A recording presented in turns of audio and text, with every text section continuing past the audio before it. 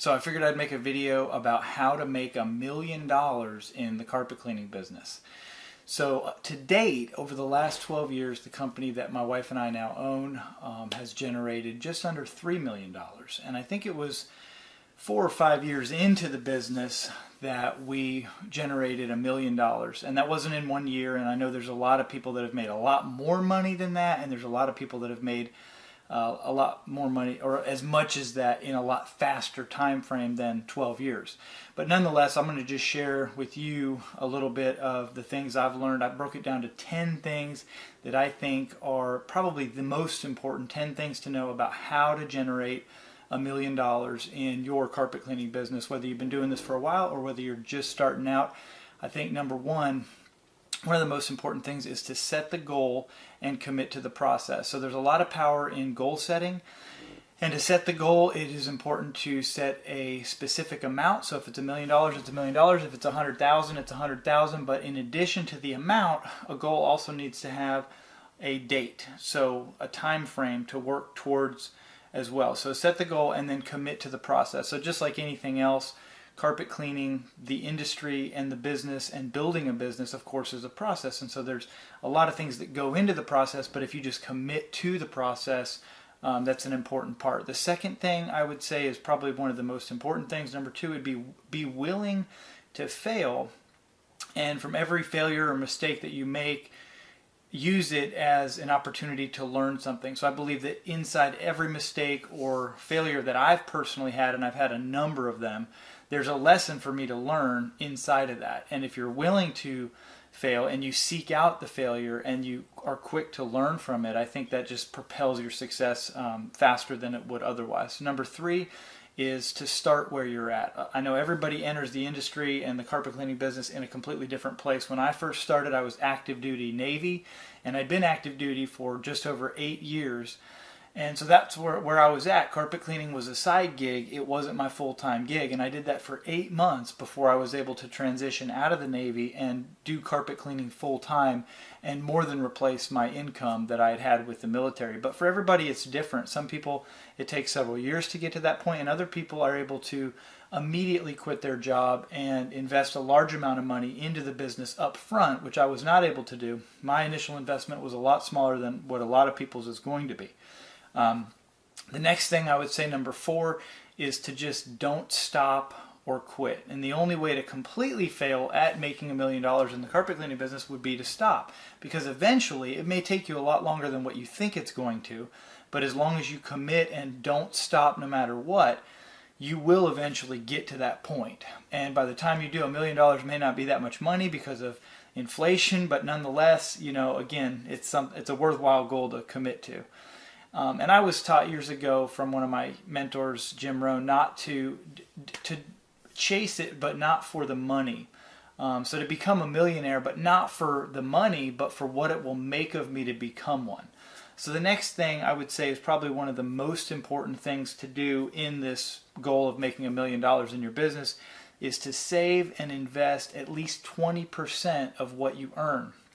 I talk to a lot of new cleaners in the industry, and that's just not a reality for them, or it's not in their mind. They think that they can't possibly save or invest 20%. They can't possibly save or invest anything because it seems like everything that comes in is immediately going right back out to pay bills. So I would recommend highly that you quickly get it to the point where you're living on a lot less than what it is you're earning or generating in order to save and invest a good portion of your money. And the main reason for that is if you are saving and investing money all the while working towards that $1 million mark, when trouble comes and when hard times come, because it's not if they're coming, it's when. You will come across hard times. And if you don't have a cushion built in through saving and investing, those are the times where you're liable to go ahead and quit. And it probably won't be a bad decision at that point. But if you take the money, and I like 20%, some people that's hard to do, start where you're at. If you could start with 5, start with 5. If you can start with 10, start with 10. But build up to where you're saving and investing at least 20% of that income before taxes. And again, that's a whole other issue people get into. But again, it just builds in a cushion where you're able to continue through those tough times. The next thing I would say is probably one of the most important things, and this is number 6, is to be humble and never stop learning. So no matter how much knowledge you amass, no matter how many years of experience you have in the industry, no matter how much money you're generating or how successful you think you are, be humble in that, know that there is always somebody that's doing a whole lot better than you, that's generating a lot more, they're doing it more efficiently, their profit margins are better than you. And not to make you feel bad, but to humble yourself and know that there's always more to learn. And I like the quote that the more I learn, the less I know. And that's been true for me. So the more knowledge that I amass inside of this industry, the more I realize that I really don't know much at all. That there's so much more that I don't know versus how much I do know. But just be hungry for learning and never stop growing and learning more. The next thing, number 7, is, that was number 7. Number 8 now is to give back. I think it's really, really important to give back. Now, this can be through tithing if you're a member of a church that encourages that. It can be through any other charitable cause that you believe in personally, or it can be through your business. You clean pro bono for a worthy cause or a person in need.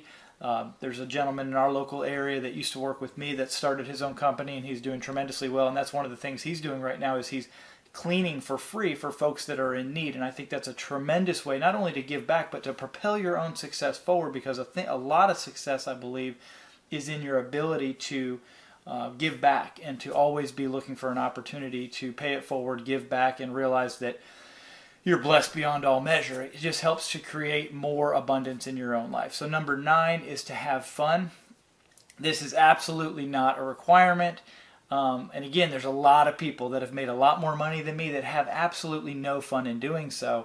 Although I believe, for me, again, these are my top 10 ways. These are not anybody else's. But for me, having fun inside of my business and having fun all the while generating $1 million, it's just a much better path. And it's totally achievable. And if you're not having fun doing this, I believe you're doing something wrong. I also believe that in having fun, you will attract more abundance, prosperity, and wealth into your life in a faster rate. That's just my opinion, not the opinion of everybody, and you certainly don't have to have fun, but why would you not want to? And the last but not least is to not focus on the money, to focus on doing your best and delivering incredible customer service. So for many, many years, I would focus almost entirely on the money. Every single day, I would look at how much we generated for the day.